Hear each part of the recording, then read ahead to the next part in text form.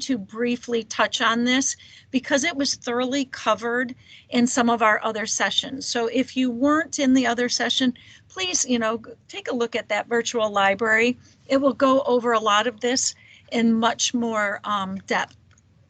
But briefly, the benefits of conditioning are so much more than what you might think. You might think, you're getting your dog stronger, or, developing balance or coordination. Yes, all of those. But we talk a lot about our puppies getting the zoomies, our puppies getting anxious, our puppies not having impulse control, different things that they're working through as they develop. These type of activities and skills, the conditioning, the fitness, those will also help with that. Physical fitness is important for dogs just like people, but it helps, to reduce the risk of injury, joint problems, arthritis. It helps our dogs live healthier lives, but it also builds your bond with your pup because you're gaining trust. You're interacting with your puppy and rewarding them often. So you're building a very fun experience for them where they learn different textures, different movements, different skills, even all the different obstacles that you might use, made up obstacles in your house. It definitely doesn't have to be, fancy store-bought things, but all of those help to build confidence.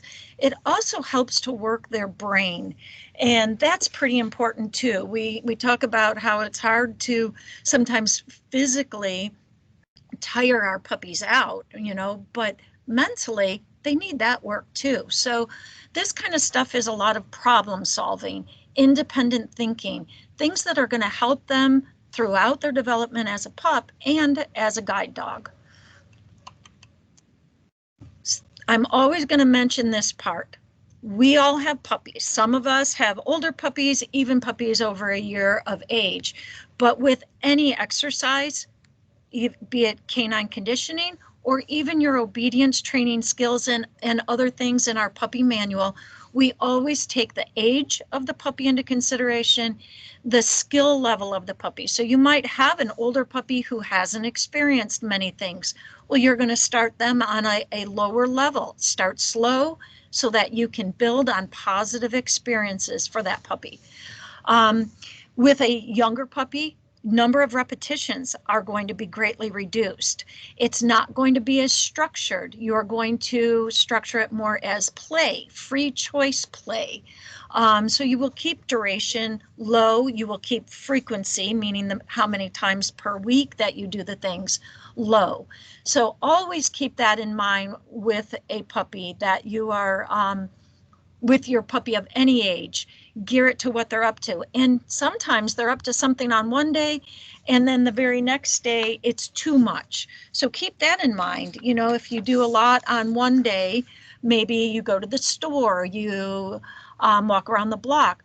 The next day they might be a little tired. And so I'm gonna talk about some cues we can watch for that. A lot of you are very familiar with cues. And what I mean by that is something our dog tells us. So we're always giving them cues, but they're also talking to us in many ways, mostly body language. So if you want to jot in the chat box things while you're either doing canine conditioning or your obedience or any kind of training you're doing with your puppy, even fun times with your puppy, what are some things you would watch for? Body language, cues that your puppy could tell you that maybe it's time to quit. Maybe it's time to back up a little. We're going too fast. We're asking for too much. Does anyone want to jot some of that into the chat room? And I'll start going over them at the same time. 1 second, sorry. So things we're going to be looking for when we're doing our exercises or any training at all is our dog licking their lips. That is one of their calming things that they do for calming. So if my dog's licking their lips, they might be experiencing a little stress. They might have a little anxiety. They're trying to calm themselves down.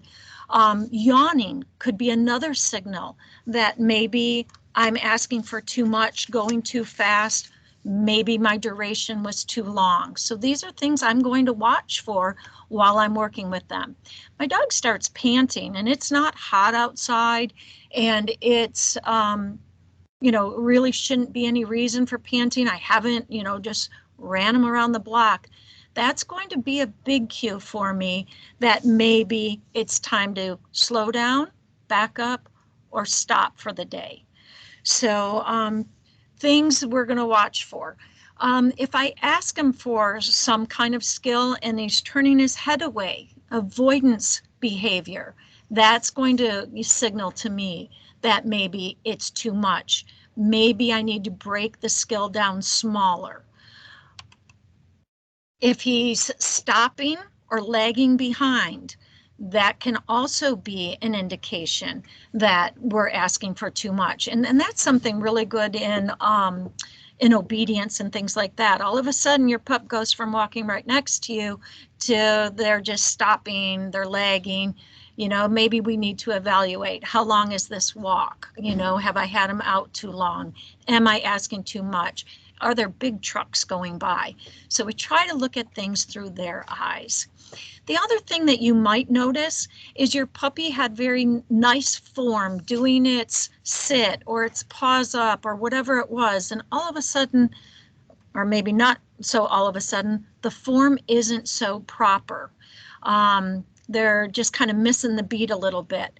That could very well be a sign of being tired. We're fatiguing those muscles.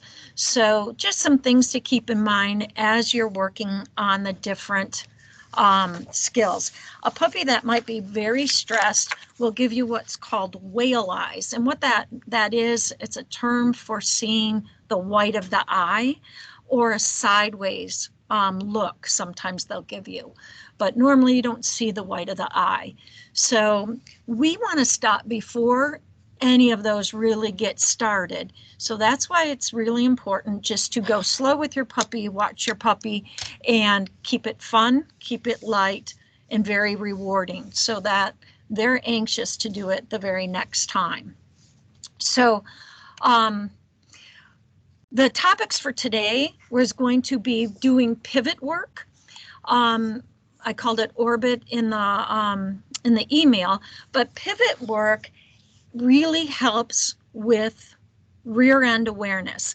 And I noticed on one of the Facebook posts, one of the counselors posted this session, and someone commented, joking, yeah, I need to learn about, getting more aware of my rear end, but it does seem silly and it does seem kind of funny, but dogs really aren't that aware that they even have two rear legs. Their rear legs, their rear limbs, the rear half of their body follows along automatically to their front. So by us teaching these different skills, we are bringing awareness to it that they have four limbs that work independently.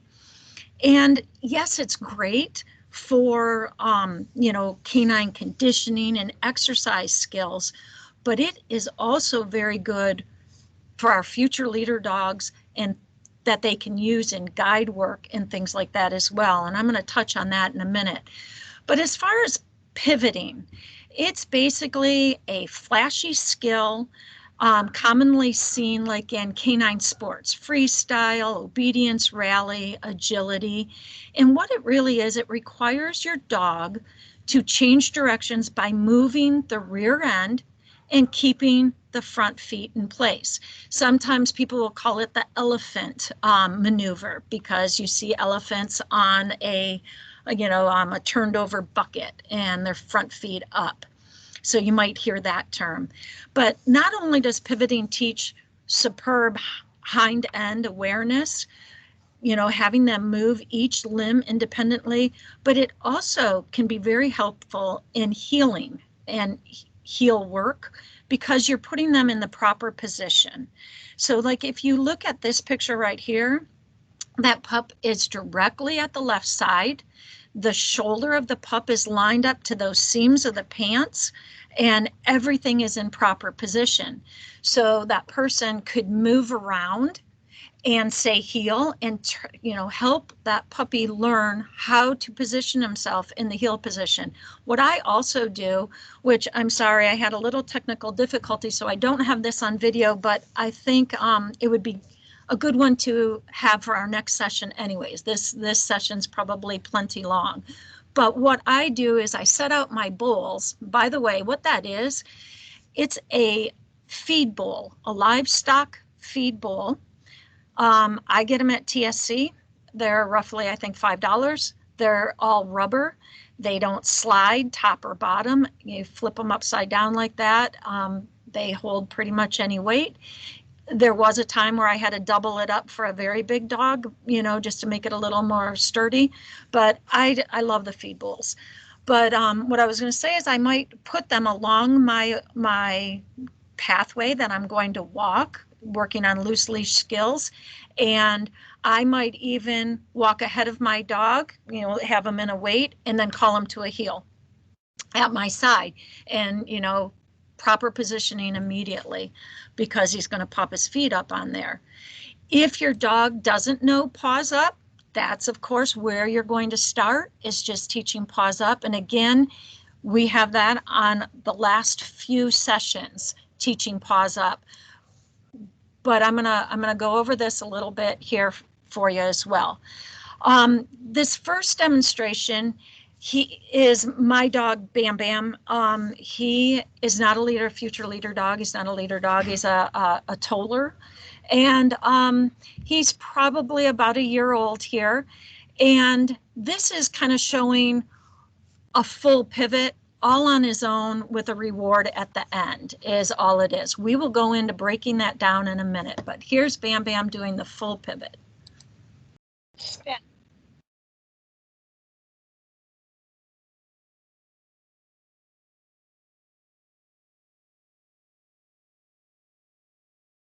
I'm going to play it one more time. I want you to look at his rear legs and see how each one are moving step by step. That is the goal right there. Each one has to come around, front feet are staying put on.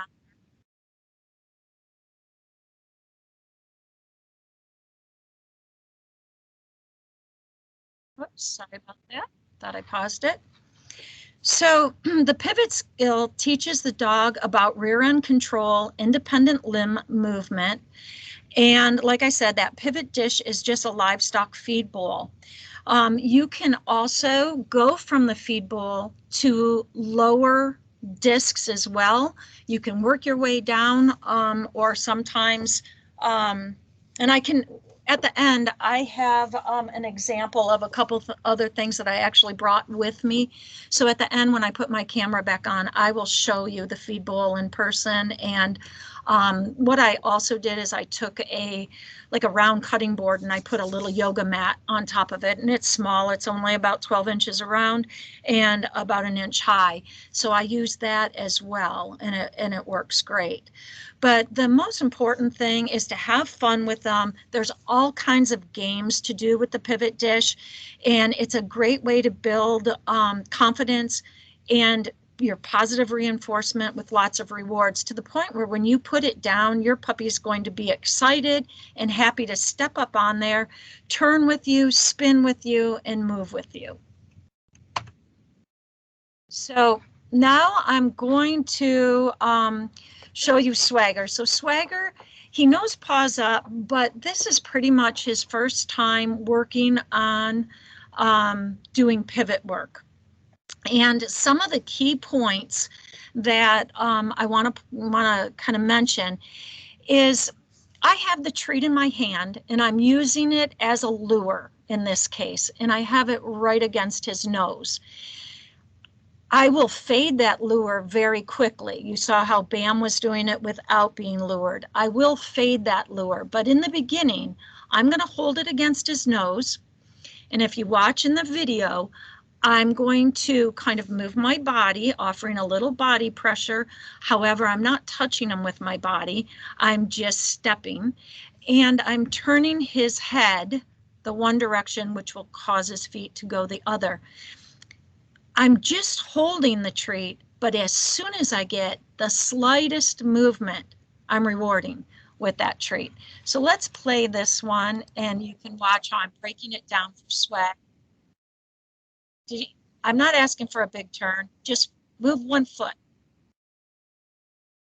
Now, this is his easier side, and I had to cut the video down, couldn't get it to email to myself big, so that's why it's kind of short, but I'm going to play it one more time. I want you to look at where my treat is in my hand against his nose, how I'm turning his head the one direction, which will cause his feet to move. And right then I'm marking and rewarding. The next step from that will be no treat in hand, and I will use, like we've worked on, the touch, the hand touch, that is like in your first week puppy training, is that hand touch. I will use that here as well, and you'll see it in another demo with the ladder where I'm using my hand as the hand touch. But right now, see, I'm just holding it there, not giving it to him. He wants it, but I'm waiting there until it moves, until it moves its feet. You're always going to have a side, not always, but usually most dogs, just like, are going to have a difficult side. Go slow with that side. Work them both though. Go both ways, but they might need a little more assistance. Bam needed, or Swagger needed that little bit of body positioning for him to go the one direction where he didn't really need it on the other direction. Again, what age, Barry, would you start? I start this with puppies. I start this with little puppies. I actually even started it at home with my litter of puppies. It's going to be very, very non-structured, fun, rewarding. I'm going to make it a free play type thing, not as structured as I have here with Swag. But if I have a puppy learning paws up on something, and I can just move my hand slightly with that, luring, that puppy's going to move that feet, and I'm going to mark and reward immediately. And it's just, again, it goes back to what we talked about, very low duration, very low frequency. But this is not something that it would be stressful on their joints in any way, but you still would not exhaust them with this in going, too long with it. You're going to make it fun, rewarding, short, and reward very often, especially in the beginning when you're doing it. So you might lure, like I said in the beginning, but then you're going to go to a hand target, and when they move just the slightest, reward. And eventually you go to just having them move around like standing next to you. So I would be in heel position, the dog front feet up on the dish or the disc, and I'm going to move around it and keep them in heel position in both directions. And any of these, if you give it a try and want to send me videos, I'd love to see it. I would love to show it in our next one, because our next one, we're going to build on this a little bit more and show more of the healing, how we can use this. But rear end awareness is valuable in many ways. And, let's just think about a dog, a guide dog who is maybe getting on the subway, getting on a bus, going to a restaurant. There are things in their way that would be very beneficial to knowing how to move their legs independently, besides for the fact that it will help them and their joints, building muscles to support those joints. We all, these are working dogs that have, a big goal ahead of them that's going to require stamina and strength, mental and physical. All of these things will build on that. Okay, So our next thing we're going to talk about is ladder work. And again, in the previous video that is recorded and in our library, I go over just moving forward with a ladder. You don't have to have this fancy ladder. I also showed how you could lay down sticks. You could lay down PVC pipe. You could lay down broom handles. You could, someone sent me a video, one of the raisers, they used hockey sticks. I thought that was brilliant. You could use pool noodles. Now, pool noodles, a little bit higher, so you got to watch how young your puppy is. But if you notice in the picture here, for the very young puppy, it's extremely low. And then the other puppy, and it's not so much that he's older, he's more experienced. If I was just starting an older dog out, I would still start on the low height. So that's the benefit of this, is you can flip it over. If you're using sticks, you could also then prop them up when your puppy got more advanced, you know, so either on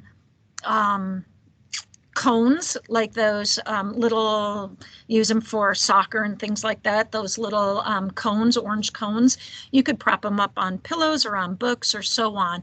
You could use a regular ladder as well. So there's lots of options there. Again, just like our pivot work, we're going to keep it slow, rewarding, and, you know, keep it very short and simple. A couple things before we move on. When you're working your puppy in the beginning here, you're going to, if you are luring like they are in the bottom photo, you're going to keep it fairly low, at least just level with the nose or even a little lower. I like them to be able to see the treat and their feet. And that's pretty important. And then I quickly move off of a lure to a hand target, and I, again, keep it nice and low. Our next slide, it's going to be a demo of Swagger. He did the rainbow ladder like this, moving forward, but we're going to take it to the next level, which is moving sideways. He's going to do his front paws only, doing a lateral motion. And in this exercise, the pup will work on sidestepping his front feet through the rungs of the ladder. Again, like I said, it's a lateral movement, and it's not common or natural for dogs to perform that skill or behavior, but it's one that can really be improved on just with practice. So think of times, we kind of touched on this, where times where your pup needs to have more awareness of those limbs. One thing I left off about that, we find it very useful in also teaching our dogs when they're ready to start getting up into a car. Having that rear end awareness really improves that. We've had many raisers where they're like, they just won't. They'll put their front feet up and I have to lift the rear. It's like they don't even know they have a rear end. Well, they start doing ladder work, and all of a sudden that puppy's able to get into the car and things like that. So let me go on to this next demo. Again, I had problems getting my videos to come through, so this really got kind of cut up substantially. It's going to take you from his very first time trying it ever, moving sideways, to, I think, his fourth time. And all of it was done probably in a 5-minute time period. A younger puppy, I wouldn't even go 5 minutes. Something that I would do differently here, I would probably move my ladder all the way onto those rubber mats. I thought it was probably good enough, me holding it in place with my feet and him being on the rubber mat behind. But, and my floor is not very slippery. It's in desperate need of a refinishing, so it's not slippery. But that's one thing you're going to keep in mind with any of them, is that you have a secure and sure footing for your puppy before getting started. So here's Swagger giving it a try, doing the lateral sidestep.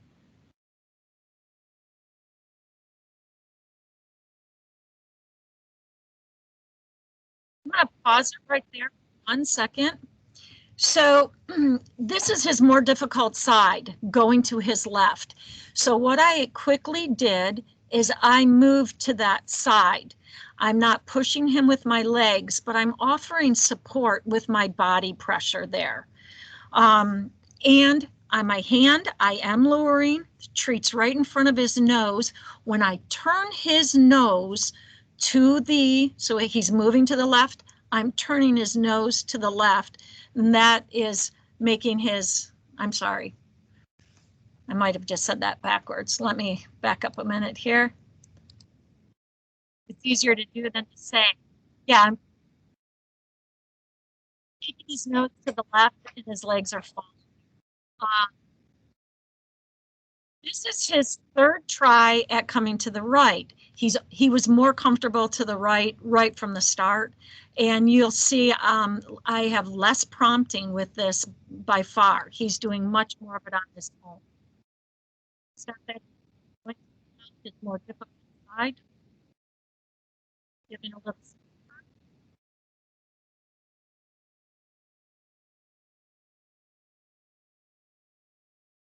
Ignore the other dogs. Now going to the right. Much easier. See how I'm moving? He's kind of staying in line with you, giving him time to think about it. So this time, it's his third time trying going to the left. I do not have treats in my hand. Instead, I'm trying to use a hand target, and I have the treats back behind me. And he's really, like I said, this is all very short lesson, but he's catching this very quick hand target, and he moved it over.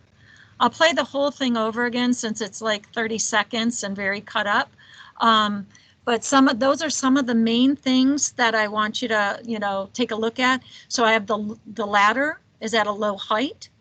I'm using the treat right at his nose to lure his front feet into the square. I'm also keeping his head pretty much centered over those rungs by letting him nibble on the treat while he's moving, because it would be very easy for him to back out of it or come forward. And I really want just his front feet in there. And how I do that is keeping his head centered over that rung. That helps a lot. You may find that your pup needs a little hand on one side or the other, or maybe on both. So standing on the same side as they are will help with that, offering the body pressure without pushing though, just the presence. Remember to practice in both directions, keeping your sessions short and fun, and always, always ending on a good note. And what I mean by that is if you have to back up, let's say you thought, oh yeah, he's got it now, I'm going to take the treat away, or I'm going to do this, and it doesn't go so well, back up to where he was successful, make it a successful, session, and end it with that instead of asking for more. End it on a good note, even if you have to back up a step. Mary Lynn, before you go on, there's some questions about this technique. Mary Gaddis had a question. Okay.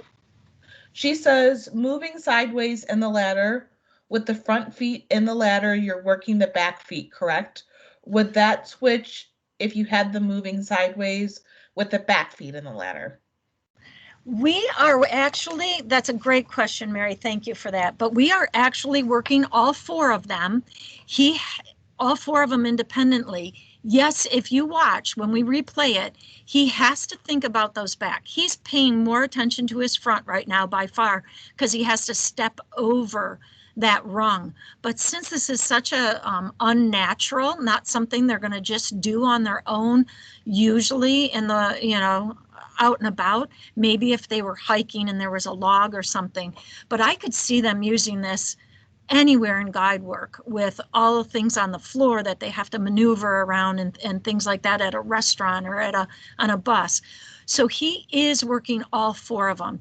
And as we move up, and this is considered a level 2 skill right here. The canine conditioning program that I'm using is basically broken into 4 skills. And the rear feet, just the rear feet in, is a level 3 skill. Then we actually go to walking backwards in the ladder, and that's a level 4.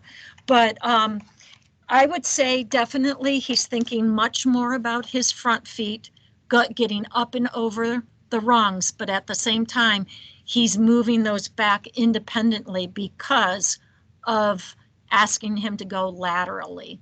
They're not just following. He has to think about it.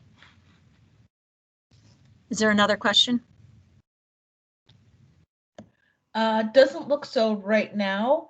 I know Okay. that there is just questions about making the ladders and purchasing the ladders. Okay. We'll We touch on that at the end too. Awesome. Thank you so much. All right. I'm going to let it play one more. We do have a hand raised. Okay. Debbie? I will post the ladder instructions again on our Facebook page. Thank you, Debbie.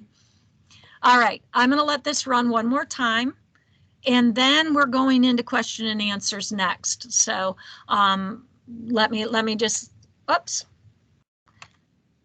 Let it run one more time so you can kind of take a look. I wish I could have had it long.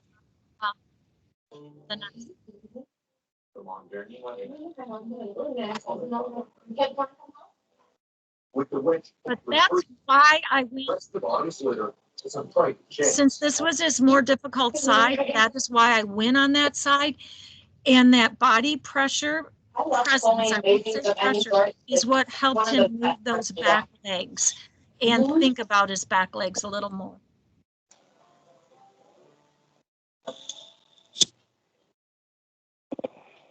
See, all 4 feet are moving. Look at that. I'm able to get out 5 more piglets, which is not a lot of piglets, but for a first-time mom, this could be all that she has. So all right. So that was his very first time working front feet in the ladder. I think that she's had enough. All right. So that is the end of our session. We will keep building on these different skills. I am going to stop sharing, and we can do question and answer. Hopefully I'm going to be able to see. I might need BJ to help me out again. Oh, here we go. Thank you. All right. Did it stop sharing, BJ? No, it did not. All right. Let me see if I can. Swagger. He's adorable.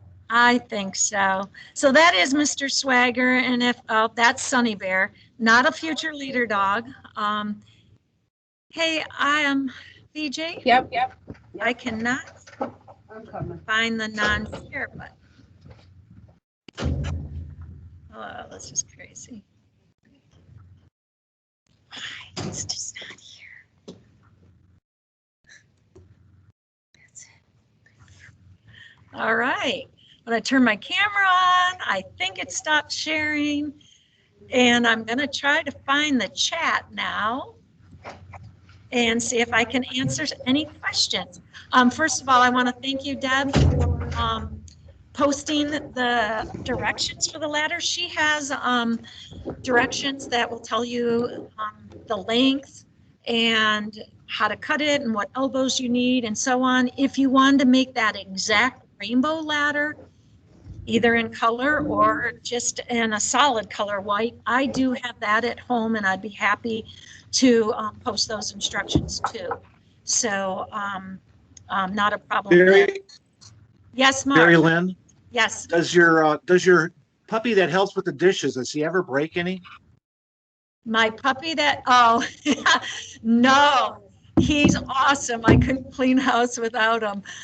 That guy is Sunny, and yes, he was a trick dog. I lost him about a year ago, and he was a champion trick dog, and this was one of the challenges that he had, was a hold the weird things challenge, and it was household items. So he went around doing all kinds of great training, but anyway.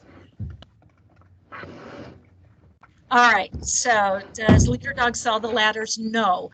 If you Google PVC canine conditioning ladders, you're going to find them.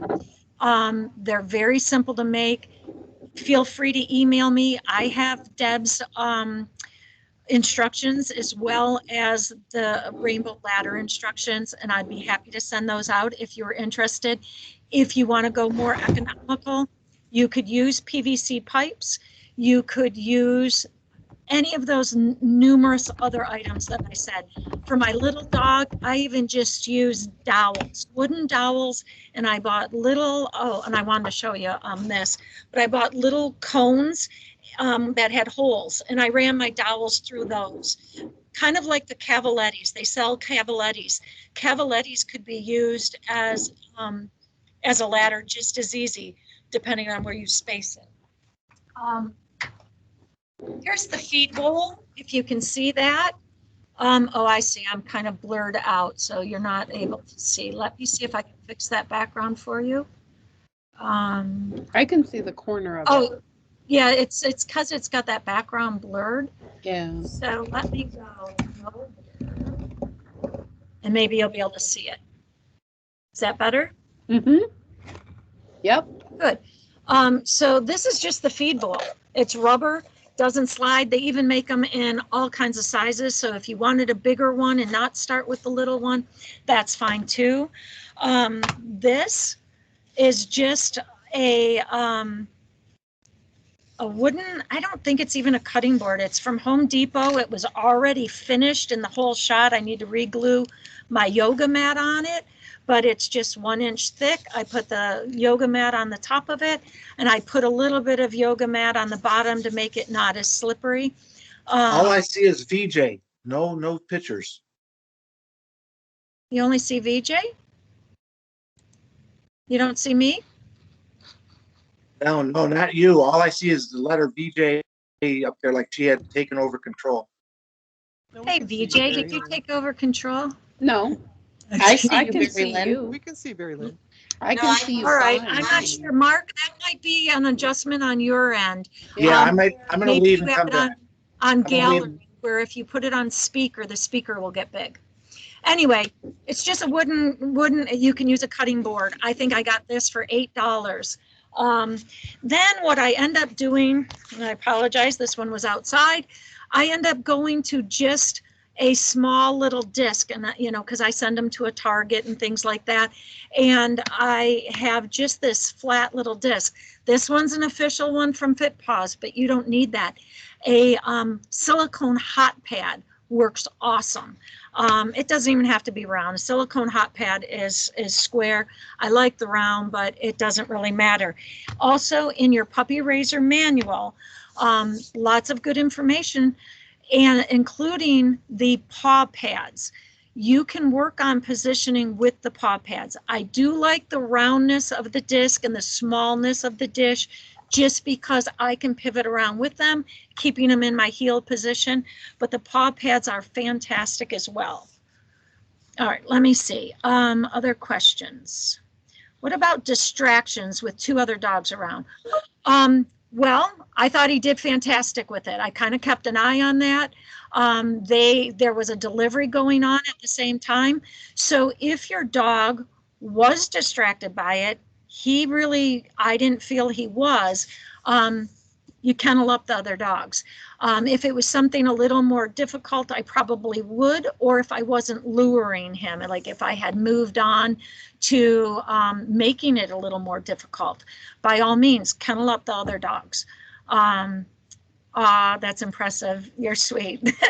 Bam Bam loves it, just so you know, and I'm sure Swag would have got to that point. I started saying, in case you haven't heard, Swag was career changed. So I no longer have my boy. He had elbow dysplasia. So that's one of his last exercises and last demos that I'll be able to share. But he was adopted yesterday and is going on to great things. So let's see, helping with the dishes. Yes. Not seeing you. All right. Any other questions, anybody? Oh, say again where you got the rubber dish. It's a livestock feed bowl. I believe $5.95 at Tractor Supply Company. If you don't have a store that called that, you might have a Farm and Fleet, but that's all it is. It's a livestock feed bowl, and it's super strong, super strong. I don't usually leave my things down. Maybe for the little pups you could, but if your puppy was going to be, you know, because I want to reward, I want it to be, I want to really add value to getting on a platform, getting on their ladder, you know, going to their ladder, getting on this dish. So I keep them up until we're ready to train. When we're ready to train, it comes down, they come running, they're rewarded rapidly on these things. So you build value by rewarding them. If your puppy, let's start with a puppy, and I really wanted to get a video for you of a new puppy getting on the dish, so I will have that for you with my next session. But with a new puppy who hasn't seen it, I'm going to set it down. The puppy's going to come up probably and just, you know, explore, smell it, reward that immediately. Yes. And reward just for smelling it. Who cares if they get up, right? That doesn't matter. That's not the goal. The goal is a good experience. So if they come and sniff it, yes, and reward. If they put their paws on it, yes, and reward. Whatever they do. And if all they do that day is walk around it, but they're nervous about it, that's it for the day. You could also put their kibble on top of it, though, to build value. And then the other thing, give breaks in between. So they go up, they smell it, they put their paws on it, you're rewarding. Now call them off and, you know, do something else, you know, give them a pet, give them a reward, ask for a sit, and then bring them back. So I break it up between learning something new and going back to what they're comfortable with. Number one, it gives me an opportunity to reset them. If you watch Melissa's demonstrations of her nail classes and that, she's constantly, I call it throwing off, but throwing the treat off, resetting her pup, because it's an added opportunity to go back on. Keeping them on isn't the goal. Teaching them to go on is, and you do that by having them get off so you can reward again. So hopefully that helps a little bit on getting a puppy started. Any other questions before we say goodbye? Looks like you have a hand raised. Okay. I have a hard time finding that. There we go. It doesn't have a name, but if you want to unmute and ask your question. Oh, it's Mary. Hi, Mary. Hey, Mary Lynn. I was just curious, how does that rear leg awareness change as they grow? How does it change? Does it go in and out, or? Well, okay. So I don't know technically, Yeah. but I do know as puppies grow, if you watch, especially if you ever watched a Great Dane trying to run at 6 months old and basically tripping over its legs, might even fall and so on. So our puppies are growing very fast in a short amount of time. So they do get a little clumsy. That awareness and building those muscles and that awareness will help with all of that. But yes, throughout their development, they probably have different growth and development stages that maybe they're not as coordinated as they were.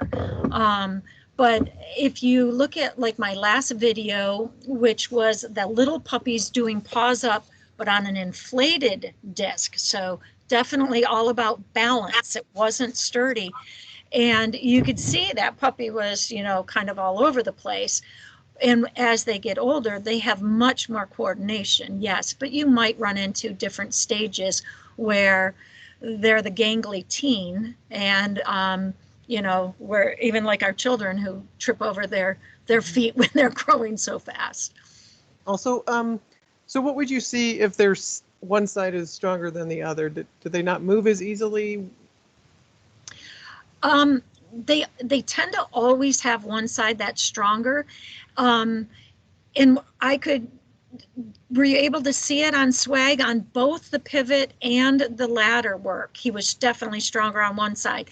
Now, Bam, on the other hand, who is more experienced with it, both of those were Swag's very, very first time ever. Bam, both sides were pretty equal. I work both sides.